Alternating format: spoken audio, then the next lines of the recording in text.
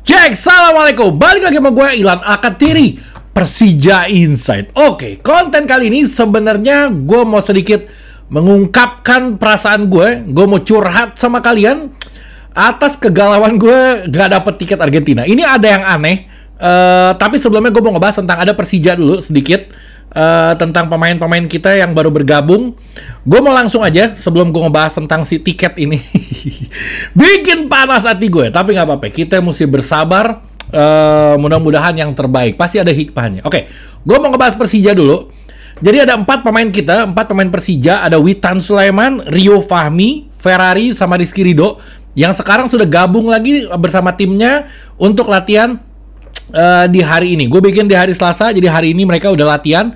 Kemarin dia tes medis dan hasilnya alhamdulillah positif semua. Jadi kenapa dia susulan? Karena waktu itu Thomas Doll memberikan jatah libur untuk pemain Persija yang ngebela timnas Indonesia di SEA Games.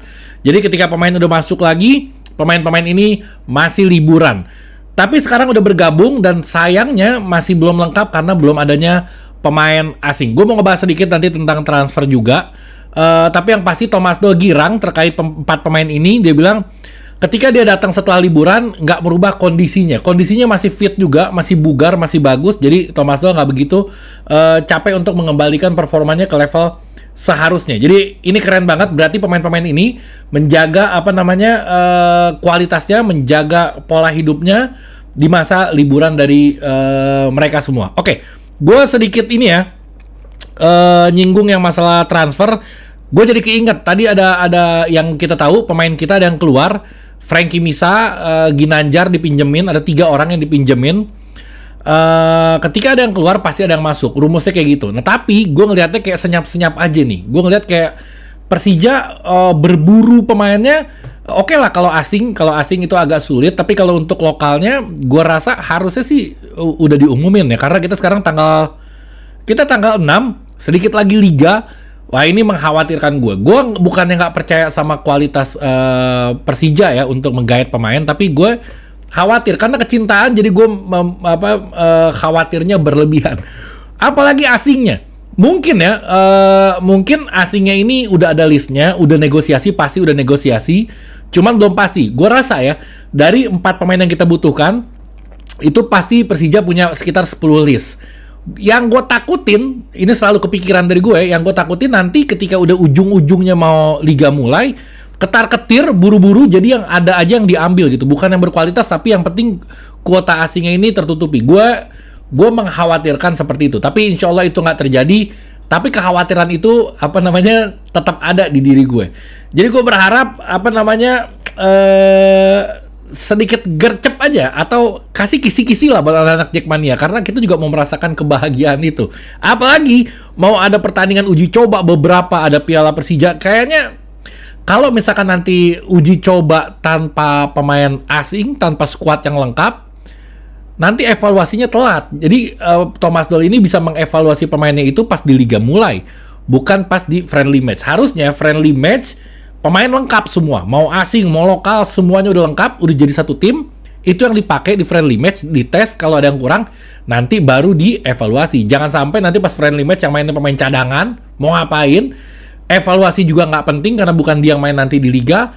Bagi gue kurang efektif. Mungkin tim Persija officialnya lebih mengerti dari itu, tapi ini gue mengungkapkan apa yang gue rasakan aja. Oke, gue lompat ke yang berikutnya, Kudela sedikit sebelum gue ngebahas tiket. Kudela ini gue kemarin ngelihat videonya, keren juga itu orang. Dia sekarang udah latihan lagi sama Persija dan dia merasa bangga karena kalau nggak salah dia masuk ke Team of the Year-nya Liga Indonesia. Keren banget dia bilang. Terus dia mau foto, dia bilang gue nggak mau difoto sekarang karena gue mau nungguin Ferrari gabung. Karena apa?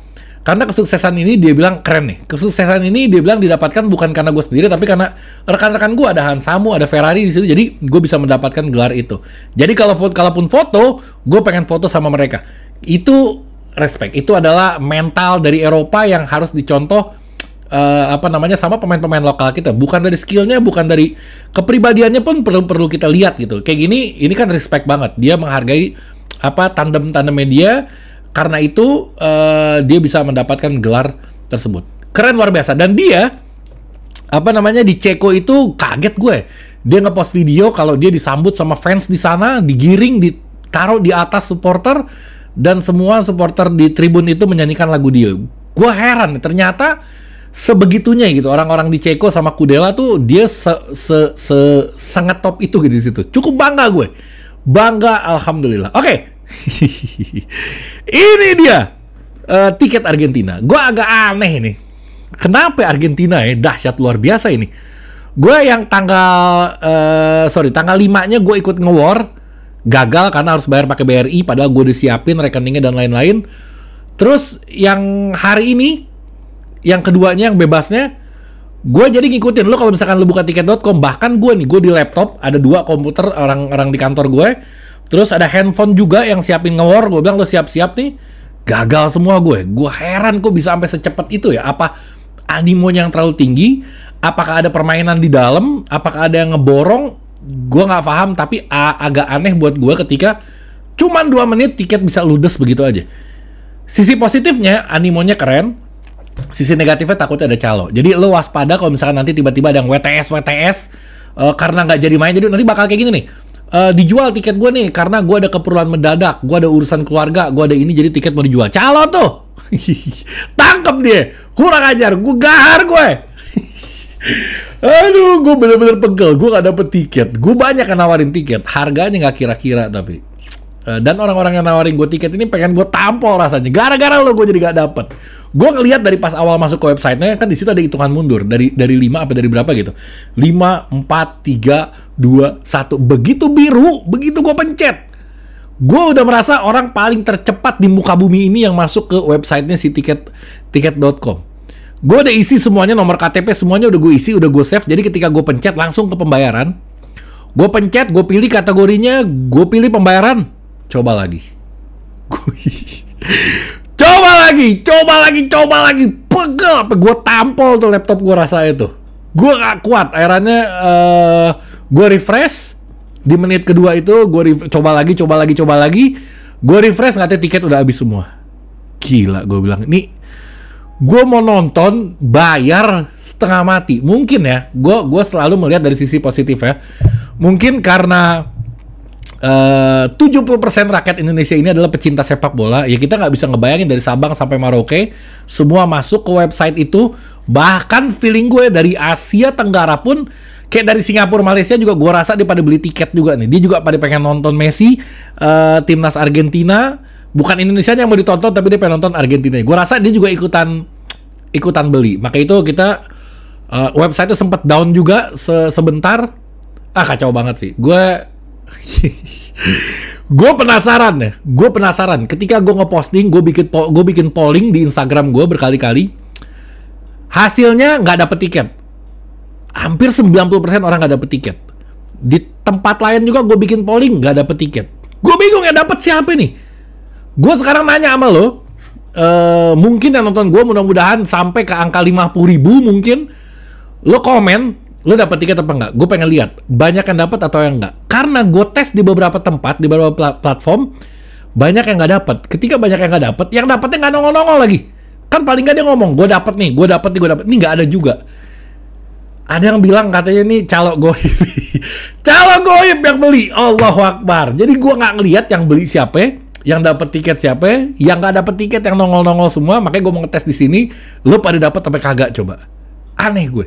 Nggak ada yang dapat tapi tiket habis. Ya salam. Bikin bingung rakyat Indonesia. Oke. Kita lupakan Argentina, ke Palestina. Jadi Erick Thohir ngumumin, gue tadi Persija udah gue beres, sekarang gue mau bahas tentang nasional. Erick Thohir ngumumin kalau lawan Palestina itu tiketnya murah. Memang murah banget, jauh. Karena dia takut nggak laku. Orang udah keburu beli tiket Argentina. Dan ini agak mengobati, kalau misalkan lo nonton lawan Palestina, agak mengobati kekecewaan gak dapet tiket Argentina. Paling gak lo nonton timnas kita yang banyak pemain-pemain naturalisasinya. Nanti ada juga sedikit gue bawain pemain naturalisasi. Gue udah catat juga ke Palang nih. Jadi tiketnya itu kalau kita ke Palestina tiketnya 100.000 untuk ekonomi, murah banget ini. Terus VIP-nya cuma 250.000. Agak aneh timnas dengan harga segini, agak jarang. Tapi ini sangat amat murah. Terlalu jomplang sama Argentina yang VIP-nya 4.500.000. 4.500.000, gila luar biasa. Nggak apa-apa, banyak yang beli, banyak yang sanggup. Orang Indonesia pada kaya-kaya, bingung gue duitnya pada banyak-banyak semuanya. Terus kerennya apa? Kerennya hasil tiketnya 10% akan disumbangkan ke Palestina. Masya Allah, ini respect banget untuk Erick Thohir. Gagasan-gagasannya cerdas. Apalagi ditambah dia bikin yayasan. Dia bikin yayasan PSSI itu tujuannya untuk membantu pemain-pemain kita, pembela tim nasional, pemain liga kita yang di masa tuanya kesulitan. Kayak kemarin ada Kurnia Mega yang ditolongin sama Erick Thohir. Nah, dia semenjak itu dia kepikiran kalau kita harus buat yayasan PSSI. Itu keren banget. Dia di situ ada penyuluhan untuk investasi, terus cara pengaturan uang. Jadi setelah pemain-pemain profesional di Liga Indonesia ini pensiun, dia udah ada usahanya. Jadi masa tuanya ini nggak susah karena udah ada usahanya yang akan dikelola dan dibantu maksud gue sama si yayasan PSSI ini. Gila, luar biasa terobosan-terobosannya. Jangan nyapres Pak, tolong Pak, jangan nyapres, jangan nyawapres, jangan nyapres. Ngurusin PSSI aja karena dipegang sama ente di PSSI agak lain nih, bagus banget soalnya. Jadi kalau dia nyapres atau nyawapres, yang ngegantiinnya wakil nih. Gue gak yakin akan sekeren ini. Jadi ya Allah, kita doain bareng mudah-mudahan Erick Thohir nggak tergiur untuk menjadi presiden atau wakil presiden. PSSI aja Pak, rasanya udah kayak presiden. Bahkan lebih dicintai rakyat Indonesia ketika Anda menjadi ketua PSSI dibanding presiden. Presiden banyak dihinain orang, banyak dikritik, banyak diinin. Kalau PSSI aman hidup. Jadi gue sarankan untuk tetap di PSSI. Oke, tadi gue udah singgung, jadi sekalian gue bawain aja. Karena menghadapi Piala Asia yang notabene di atas kita, ini agak berat, kita agak kerepotan kalau misalkan kita pakai pemain lokal kita. Jadi ada sekitar 3 nama baru yang ingin dinaturalisasi, ini grade A-nya Eropa untuk timnas Indonesia. Yang pertama ada Ragnar Oratmangun namanya. Apa namanya? Susah banget nih. Ragnar aja, kita panggil dia Ragnar. Ragnar mau dinaturalisasi. Terus yang kedua ada Jay Itzes. Ini udah viral banget namanya di mana-mana. Dan yang terakhir yang bikin gue menarik adalah Tom Haye. Tom Haye ini posisinya sangat dibutuhkan sama Indonesia. Dia di gelandang bertahan, keren banget, bukan sembarangan. Gue kasih tahu identitas dia. Neneknya adalah orang Sulawesi, kakeknya adalah orang Solo. Sulawesi campur Solo, jadinya si Tom Haye. Keren. Dia dia itu diincar beberapa klub di Eropa. Ada Sunderland. Terus dia diincar lagi sama FC Tolsen, Liga Perancis, sama yang terakhir diincar Besiktas, Liga Turki. Keren. Ini orang diperhitungkan di Eropa, bukan sembarangan ini. Ini bagus banget pemain ini nih. Walaupun gue belum melihat secara detail, belum nonton fullnya, maksud gue permainan dia, tapi gue ngeliat beberapa oke banget ini. Ini kuat banget ini orang. Jadi poinnya gini, ketika PSSI terus mencari pemain naturalisasi, berarti PSSI nggak percaya sama kualitas yang sekarang ada. Ya nggak apa-apa, itu sangat diwajarkan dan sangat normal untuk sepak bola. Jadi pemain lokal kita ya sadar diri gitu. Ketika PSSI nyari, berarti lu harusnya ngaca. Ya Allah, dia nyari, berarti gue nggak jago dong. Harusnya kayak gitu. Jadi tingkatkan skill Anda, tingkatkan kemampuan Anda. Ketika Anda bagus, repot PSSI mesti nyari dari Eropa. Kalau lu jago, dia nggak bakal nyari ke Eropa. Ini karena kualitasnya dianggap di bawah mereka. Jadi mau nggak mau PSSI harus nyari pemain dari Eropa yang keturunan Indonesia. Jangan sinis, jangan sinis, jangan egois. Kalau lo melarang untuk naturalisasi, berarti lo melarang orang Indonesia untuk main di timnas Indonesia karena di darah Indonesia juga. Jadi untuk pemain-pemain Indonesia yang suka bikin story mengeluhkan tentang naturalisasi dan pemain asing, jangan egois karena dia juga orang Indonesia. Oke, sekian, udah cukup. Gue ada beberapa hal yang udah gue sampaikan. Argentina, ya salam. Bikin pegel gue aja. Oke deh, gak apa-apa. Kita doakan semoga tiba-tiba ada yang nawarin gue tiket, ada yang ngundang atau apapun itu, mudah-mudahan aja. Dan gue bisa nonton Lionel Messi. Walaupun gue abis itu demen-demen dia. Gue demennya sama Ronaldo. Tapi gak apa-apa. Namanya Messi, kita mau lihat. Oke, sekian dari gue. Assalamualaikum warahmatullahi wabarakatuh.